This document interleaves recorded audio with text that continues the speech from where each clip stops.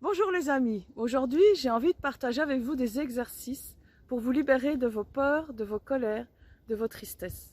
Alors ces émotions négatives, c'est quoi? Eh bien ce sont des réactions physiologiques du corps. Par exemple, la peur est associée à un mouvement de recul. La tristesse est associée à un mouvement vers le bas. La colère est associée à un mouvement qui repousse. Et la joie est associée à un mouvement vers l'avant. Alors, à quoi ça sert une émotion? Eh bien, la peur, elle sert à se protéger d'un danger réel ou imaginaire. La colère sert à se protéger des injustices. La tristesse, elle sert à faire le deuil d'une situation, d'une relation ou d'une personne. Et la joie, elle sert à exister, à aimer, à partager. Et donc, si on a trop de peur, on peut être paralysé. Si on a trop de colère, on peut être irritable. Si on a trop de tristesse, on peut se noyer dans le chagrin. Et c'est pour ça que c'est important de sortir ces émotions, surtout les émotions négatives, pour pouvoir se libérer. Parce que plus vous les enfermez, et plus elles toquent à la porte pour sortir, mais comme vous ne les laissez pas sortir, eh bien votre taux vibratoire diminue, et il peut avoir des symptômes, voire des maladies. Donc c'est très important de pouvoir sortir ces émotions négatives pour pouvoir faire jaillir cette joie qui est en vous et surtout vous en libérer de ces émotions.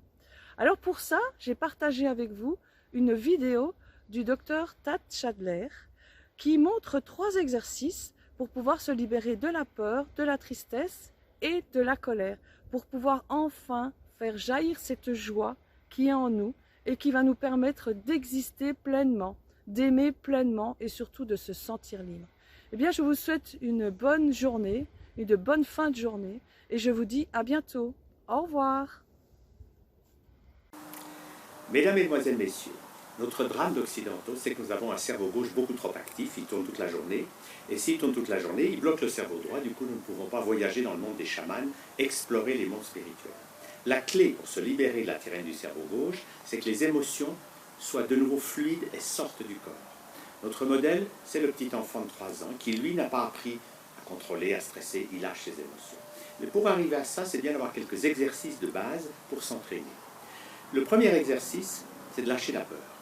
Cette peur qu'on garde à l'intérieur et qui fait qu'on pense à tout ce qui va mal. Et pour lâcher la peur, c'est simple. On l'inspire, puis on la laisse sortir en tirant la langue, une expiration. On laisse tout le corps vibrer jusqu'à ce qu'on arrive à vide d'air. Et là, quand on reprend de l'air, on est tout d'un coup dans l'instant présent, aligné, serein. Et on n'est plus dans le stress. C'est un exercice simple, mais très puissant. Deuxième exercice, l'ours. L'ours, c'est simplement se pencher en avant et libérer les tensions émotionnelles que nous avons dans le visage, nous contrôlons dans la gorge et dans les mains.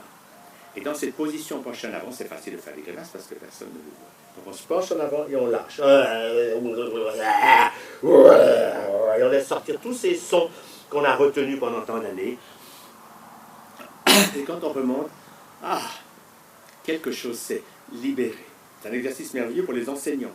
Quand la classe commence à être tendue, chahutée, vous dites, faisons l'ours. Et après l'ours, tout le monde est détendu, serein, délivré du stress. Troisième exercice, le tigre. C'est un exercice extraordinaire pour lâcher la violence. Si je garde ma colère à l'intérieur, je vais m'auto-détruire, je vais bloquer mon immunité. Si je sors ma colère sur le dos des autres, j'ai des ennuis avec la société. Dans le tigre, je vais imaginer que je suis un tigre dans la jungle qui griffe le long d'un tronc d'arbre avec une patte puis avec l'autre, de plus en plus vite, en montant l'énergie pour que j'aille au maximum d'intensité, pour que je puisse accepter enfin que cette colère, je la vis, mais je ne la garde pas et je n'ennuie pas les autres avec. Je la laisse sortir. Je vais donc de plus en plus vite et puis je vais terminer par ce geste merveilleux de la libération émotionnelle où je déchire le voile de tout ce qui m'a fait vivre souffrance et je m'ouvre dans cette position qui est celle des mystiques qui accueillent la vie. Voilà comment on fait ça.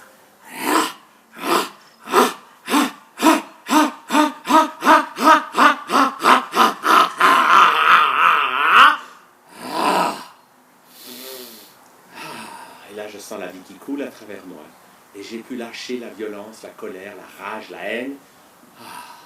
J'ai enfin un mode d'emploi que les émotions, on en a forcément sur la terre, mais on peut ne plus les stocker et ne plus les envoyer sur la tête des gens. L'ours et le tigre, quand on est seul au fond des bois, on le fait avec le son. Ha ha, ça fait du bien de crier.